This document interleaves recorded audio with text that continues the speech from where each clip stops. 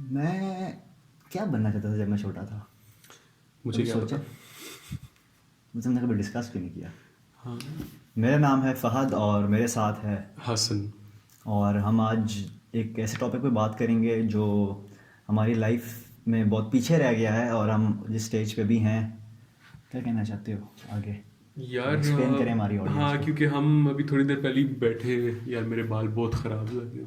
मैं पूछा भी मुझे था अपने तेरे से। बाल नज़र ही नहीं आ रहे नहीं, नज़र मुझे की वो वजह से। पता नहीं, वो बीच में से मुझे लग रहा है पार्ट हुए हैं।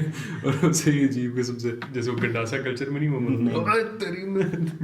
खैर। तो हम बात कर रहे थे तो फाद ने कहा कि मेरे पास एक आइडिया वीडियो का, और वो ये है कि हम बचपन में बेसिकली क्या बनना चाहते थे। होता है ना कि जो जो बंदा छोटा होता है वाकई। और आपके एक वो ख्वाब होता है, एक बंदा कहता है मैं जी पायलट बन सा, या दूसरा कहता है कि जी मैं फलां बन सा, डॉक्टर बनसा, डॉक्टर बन पता सा, नहीं क्या क्या। मुख्तलिफ पेंटर बन सा, ठीक है, राइटर बन ऐसे सा। ही है।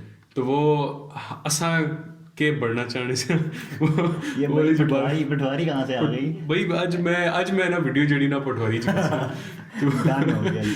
तो स्पेशल वीडियो। हाँ, तो अब मेरे ख्याल से वही बात है कि स्टार्ट करने से पहले पहले ज़रा अगर आप अपना बता दें जो favourite comment of the week था हाँ, जो हमने। Favourite comment of the week हमारा था, एक वीडियो थी, आई थिंक एपिसोड 3 है वो।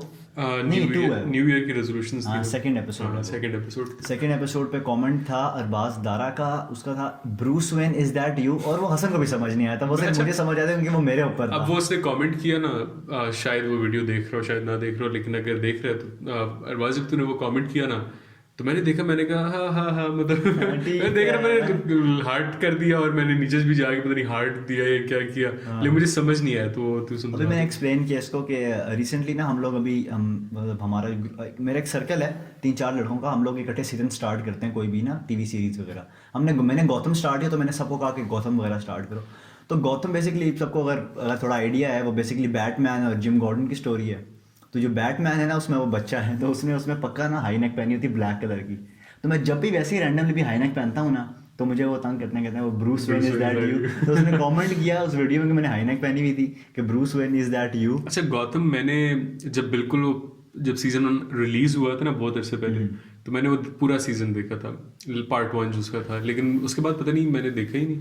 इतने और शोज होते हैं और हाँ, ये मतलब वो बात सारा है, कुछ होता है, बंदे टाइम को भी नहीं डिसाइड होता। नहीं था। खैर, ऑन टॉपिक आते हैं। हाँ तो अच्छा, अब मैं मेरे ख्याल से मैं शुरू करता हूँ, मैं अपनी हाँ, बताता हूँ फिर तू तो बता दे। ये तुझे तो पता है ये बात, अभी और हमने इकट्ठे डिस्कस भी किया, मैं डिस्कस कोइंसिडेंस भी किस तरह किया। लगा था एकदम से। मेरे जो वही बात है कि बचपन के जो दोस्त हैं जो उस अरसे से मुझे जानते हैं वो इस बात से वाकिफ़ होंगे, बाकी आप लोगों के लिए शायद ये न्यूज़ हो। मैं ऑब्वियसली जिस तरह मैंने पिछली वीडियोस में बताया कि मैं पढ़ा हूँ लॉ, और अगर सब कुछ ठीक गया तो मैं एक मतलब लॉ की फील्ड से रिलेटेड किसी भी पोजीशन में कभी होऊंगा, ऐसे ही है। सोलिसिटर होऊंगा, लिटिगेशन में होऊंगा, जज होऊंगा, कुछ ना कुछ मैं लॉ के रिलेटेड ही करूंगा। बिल्कुल। लेकिन जब मैं छोटा था तो मैं पहले बताता हूँ कि मैं क्या बनना चाहता था और उसकी फिर मैं रीज़न बताता हूँ।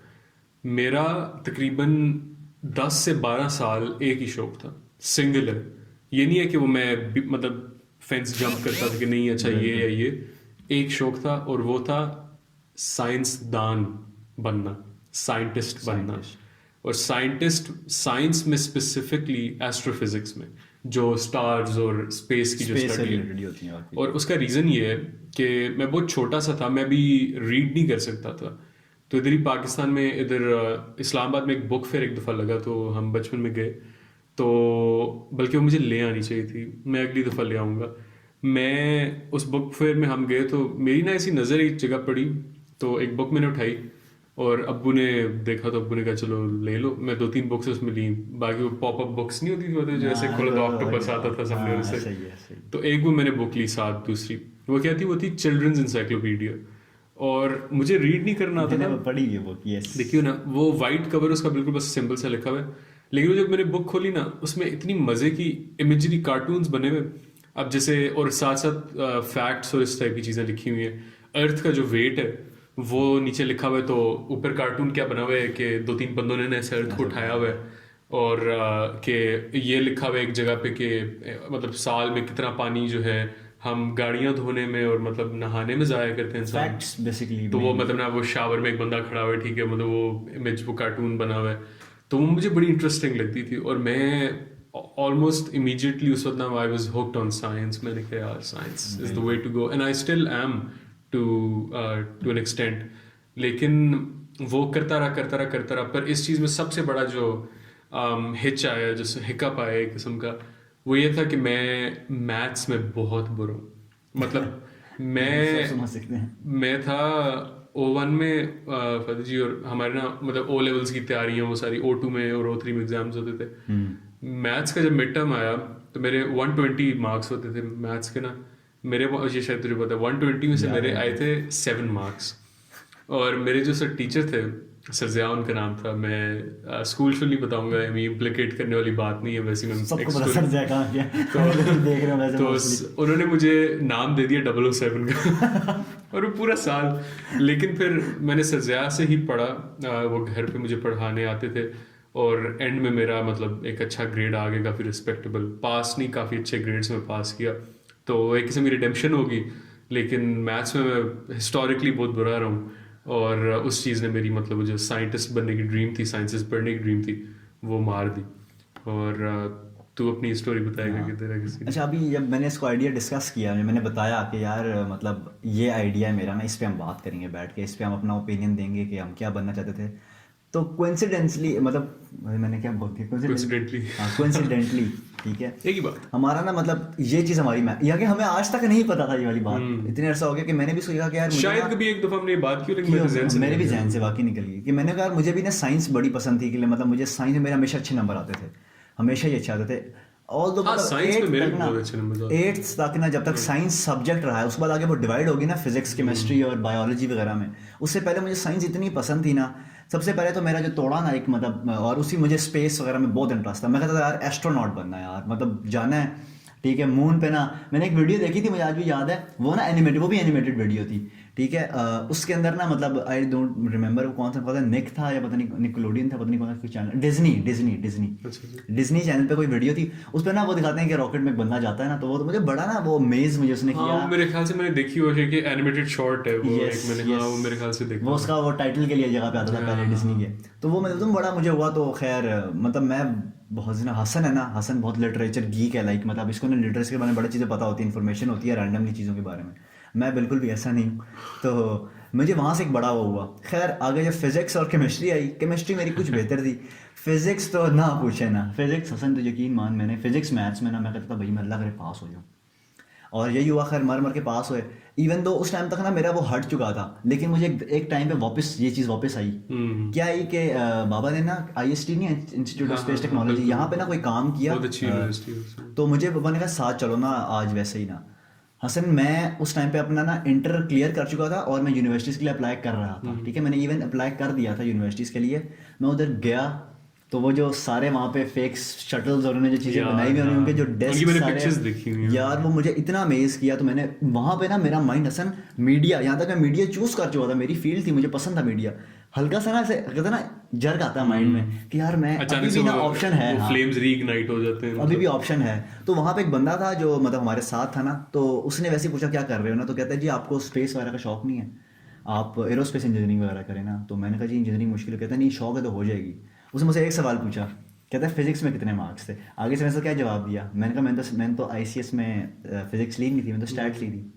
कहते हैं 2 साल का गैप लो, फिजिक्स के पेपर एग्जाम फिर से दो, मैं एडमिशन करवा के दूंगा वापस। ये मुझे पता ही याद है, जब Yes, ये मैंने ऐसा बताया था। हो रहा था, ये तूने मुझे बताया था। मगर वो मेरा था कि यार 2 साल ज़ाया करूंगा, फिर मार्क्स आए अच्छे नहीं आए होंगे, उसके लिए मार्क्स बहुत चाहिए होता है। बहुत रिस्क था, हाँ, मतलब तो मैंने कहा कोई बात नहीं, वहाँ से मैंने उसको कम कट किया, फिर हम मीडिया में आ गए। यार। और यही इसी चीज़ से ना मुझे याद आता है कि O लेवल्स से पहले ना, मतलब 7th फिर 8th और 9th और 10th जो हमारे स्कूल में होता था वो O लेवल्स होता था।